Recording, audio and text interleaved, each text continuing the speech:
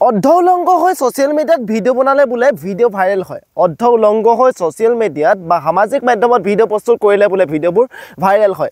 সেই হেতুকে ময়ো ভাবিছোঁ এইবাৰ পৰা ময়ো মোৰ সম্পূৰ্ণ দেখাই সম্পূৰ্ণ বডি দেখাই ভিডিঅ' প্ৰস্তুত কৰিম। যিহেতু আন্ধাৰত আছোঁ, আজি মই মোৰ সম্পূৰ্ণ কাপোৰ খুলি পেলাম, সম্পূৰ্ণ নঙঠা হৈ আপোনালোকৰ মাজলৈ ভিডিঅ' প্ৰস্তুত কৰিম। কাৰণ মোৰ ভাইৰেল হোৱাৰ বহুতেই বেছি মন আছে। আৰু আজিকালি দেখি আছোঁ কোনোবাই কলপাত পিন্ধি ভিডিঅ' বনায়, কোনোবাই আকৌ ধানৰ মুঠি লৈ ভিডিঅ' প্ৰস্তুত কৰে।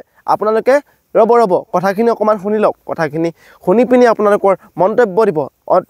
অন্যথা আপোনালোকে যদি চেনেলটো আনছাবস্ক্ৰাইব কৰিম বুলি ভাবিছে, চেনেলটো আপোনালোকে আনছাবস্ক্ৰাইব বা চেনেলটোৰ পৰা আঁতৰি যাম বুলি ভাবিছে, তেতিয়াহ'লে নাযাব। ৰ'ব অলপ কথাখিনি শুনি লওক।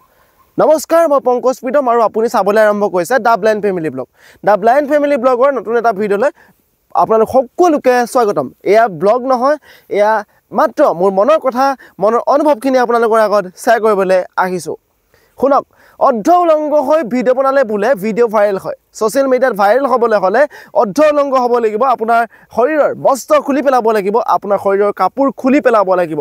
আপুনি কি পিন্ধি আছে সেয়া আপোনালোকৰ মানুহে নাচায়। আপুনি যদি দামী কাপোৰ পিন্ধি আছে সেয়া চাই আপোনাক ভাইৰেল নকৰে। কাৰণ আজিকালি দেখিবলৈ পাওঁ প্ৰায় 90% ভাইৰেল ভিডিঅ'ই হৈছে কোনোবাৰ পিছফালৰ অংশ, কাৰোবাৰ আকৌ সেই নকলেও হয়তো আপুনি বুজি পাইছে, কোনোবাই কলপাত পিন্ধি ভিডিঅ' প্ৰস্তুত কৰে, কোনোবাই আকৌ ধানৰ মুঠি লৈ ভাইৰেল হোৱাৰ ভিডিঅ' প্ৰস্তুত কৰে, কোনোবাই আকৌ সেই বিচনাৰ পৰা মাটিলৈ জঁপিয়াই দেখায়, কোনোবা বোৱাৰীয়ে আকৌ তামোল গছত উঠি ভাইৰেল হয়। আজিকালি দেখোন কোনোবা ছিংগাৰৰ গান ভাইৰেল নহয়। আমি দেখিবলৈ পালোঁ কেইদিনমানৰ আগতে ৰাজীৱ হদিয়া ককাইদেউ আমাৰ মাজৰ পৰা হেৰাই গ'ল। ৰাজীৱ হদিয়া ককাইদেউ আমাৰ মাজৰ পৰা গুচি গ'ল।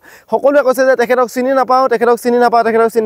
মই কিন্তু তেখেতক চিনি পাইছিলোঁ, কাৰণ মই গান ভাল পোৱা এজন ল'ৰা হয়। গান ভাল পাইছিলোঁ, গান ভাল পাই থাকিম, গান গাই থাকিম, গান গাবলৈ চেষ্টা কৰি থাকিম। এতিয়া কথা হ'ল যে আপোনালোকে যদি মোক ভাইৰেল হোৱাটো চাব বিচাৰিছে, তেতিয়াহ'লে মইতো কাপোৰ খুলিব লাগিব, নহয় জানো?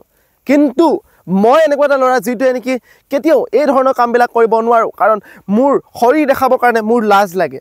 কাৰণ আমি জানো যে আমি যদি প্ৰকৃত এজন মানুহ হয়, প্ৰকৃততে আমাৰ গাত যদি মানুহৰ তেজ আছে, তেতিয়াহ'লে আমাৰ অংগটো কেতিয়াও আমি দেখাব নোৱাৰোঁ আৰু নেদেখাওঁ। কাৰণ আমি মানুহ হিচাপে আমাৰ সেইখিনি অন্তত আমাৰ থাকিব লাগে।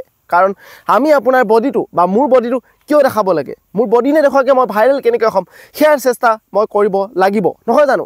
কাৰণ ভাইৰেল হ'বৰ কাৰণে বহুত বস্তু আছে, বহুত কথা আছে। সেইখিনি মাত্ৰ আমাৰ জানিব লাগে, বুজিব লাগে। কাৰণ আমাৰ বহুত বেছি টেলেণ্ট আছে, সেই টেলেণ্টখিনি ফ'কাছ কৰিব লাগে।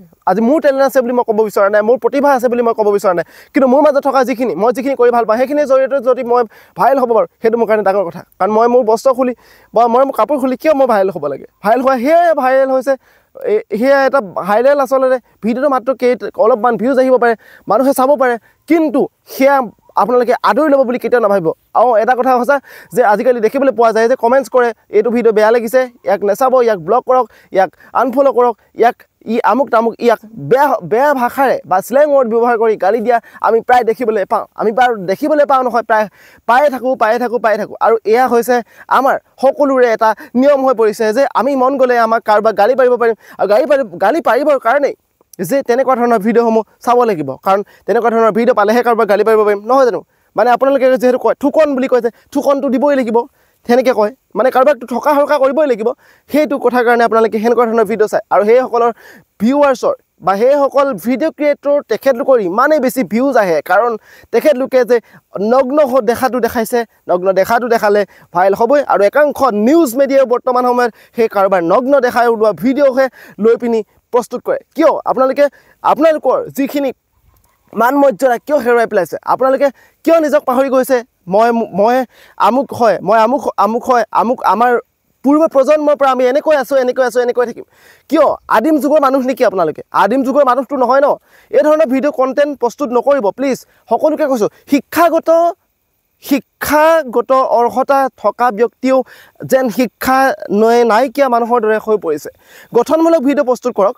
আৰু সেই ৰষ্টাৰ কেইজনক কৈছোঁ, যিসকলে সেনেকুৱা ধৰণৰ ভিডিঅ'সমূহ লৈ পিনি আপলোড কৰি থাকে, তেখেতলোকক কৈছোঁ, প্লিজ আপোনালোকে ভিউজৰ নামত সেইসকলৰ ভিডিঅ' প্ৰস্তুত নকৰিব প্লিজ আপোনালোকক অনুৰোধ জনাইছোঁ কাৰণ কণ্টেণ্ট নাইকিয়া হোৱা নাই অসমত ইমান কণ্টেণ্ট আছে ভাৰতত ইমান কণ্টেণ্ট আছে সেইসমূহ কণ্টেণ্ট লৈ আপোনালোকে ভিডিঅ' প্ৰস্তুত কৰক কথাখিনি কৈছোঁ কথাখিনি শুনিবৰ কাৰণে হয়তো বেয়া হ'ব পাৰে বেয়া লাগিব পাৰে কথাখিনি কোৱাৰ কাৰণে আপোনালোকে মোক একেবাৰে বেয়া নাপাব সকলোবোৰ ওচৰতে মই ক্ষমাপ্ৰাৰ্থী সকলো ওচৰতে মই ক্ষমা বিচাৰিছোঁ যে এনেকুৱা ধৰণৰ কথা মই আপোনালোকৰ আগত ক'ব নালাগে কিন্তু এনেকুৱা ধৰণৰ কথাক লৈ আকৌ ভিডিঅ' প্ৰস্তুত কৰিম অনুগ্ৰহ কৰি আপোনাক সকলোকে কৈছোঁ ভাল ভিডিঅ' প্ৰস্তুত কৰক দেশৰ কাৰণে গাঁওখনৰ কাৰণে নিজৰ অঞ্চলটোৰ কাৰণে যাতে কিবা এটা থাকি যায় কিবা এটা হ'ব পাৰে যে মোৰ ভাগিনে ভিডিঅ' প্ৰস্তুত কৰে মোৰ ভাইটিয়ে ভিডিঅ' প্ৰস্তুত কৰে মোৰ দাদাই ভিডিঅ' প্ৰস্তুত কৰে সেই ভিডিঅ'খিনি চালে আপোনালোকে যাতে লাজ নাপায় সেই লাজ পোৱা অৱস্থালৈ নাযাব প্লিজ অসমীয়া সকলোজনকে কৈছোঁ প্লিজ ভাল ভিডিঅ' প্ৰস্তুত কৰক ভালকৈ কিবা এটা কৰক যিটোৰ জৰিয়তে আপুনি আগবাঢ়ক আৰু বহুত ইউটিউবাৰ আছে তেখেতলোকক ফ'ল' কৰক আমাৰ ভাস্কৰ দত্তৰ নাম শুনিছে চাগে